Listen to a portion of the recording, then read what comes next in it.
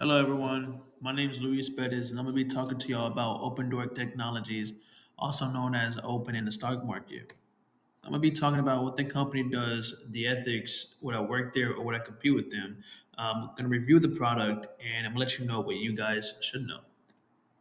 So, Opendoor was founded in 2014 by Keith Rubos, Ian Wong, Eric Wu, and Justin Ross. So the industry is an iBuyer, which basically means it's a company with a digital platform that sells and buys homes online. Um, they buy them and fix them and resell the homes. They operate in Dallas, Phoenix, and Atlanta, and they have an HQ in Arizona. They make money by fees and then resale margins. A couple of milestones they hit in 2021, stock reached all-time high, closing at $35.88 February 11th. 2025 currently now, Opendoor completed a 325 million, which strengthens its financial position. So in 2024, Opendoor had a revenue of 5.2 billion, but also a net loss of 392 million. The current ratio is 2.83. The liquidity is slightly improving, and they're still able to pay off a little bit of bills. The cash flow is a negative 595 million. It's not profitable due to it only being in the housing market. So if the housing market went down, so does their cash. So they're not profitable at all. So the investment strengths. It's a strong brand and real estate agent. Um, real estate tech. They have high revenue even though they're losing. They're currently improving their liquidity, and in the recent positive cash flows as of 2025. Investment risk, again, they're not profitable. Again, they're housing market dependent. So if the housing market isn't there, they're not there. The stocks is very volatile. It's not really that great. And they got high competition as with Zillow, but I think Zillow closed down. Um, but they have many more people, competitors. So, like, are they good corporate citizen? Are they ethical? So they try to make home selling quickly and simple process.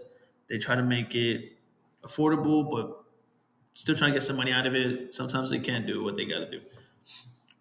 Owners complain about the low offers and unexpected fees. They do have unexpected fees that pop up every now and then, and then they do sometimes lowball customers. They're trying to be ethical, but they have issues. We'll get into that more in the next slide.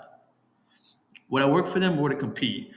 So, me personally, I wouldn't. I don't. I'm not much of a tech lover, and real estate is not really my era.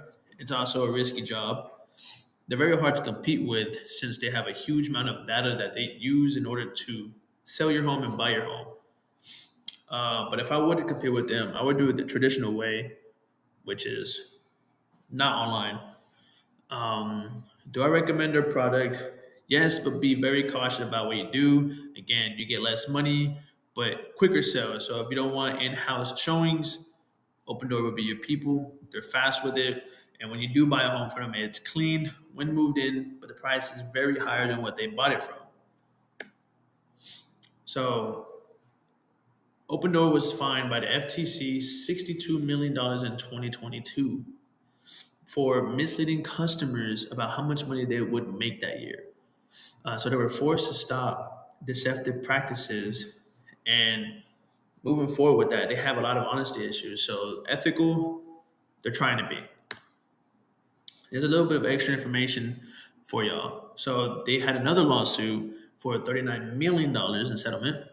In 2023 through 2024, they had layoffs and the restructuring with a new CEO, by the way.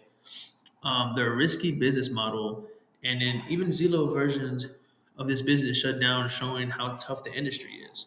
This is what I was talking to you about. It was a competitor, but it fell off because of how competitive it is. So comparisons compared to traditional real estate, Opendoor is about speed and conveniences. You might get a higher price, but Opendoor, the process is faster, and it's basically a trade-off. Speed versus money, fast and convenient, slower at high prices. Thank you for listening. Have a good day. One more thing I forgot to mention.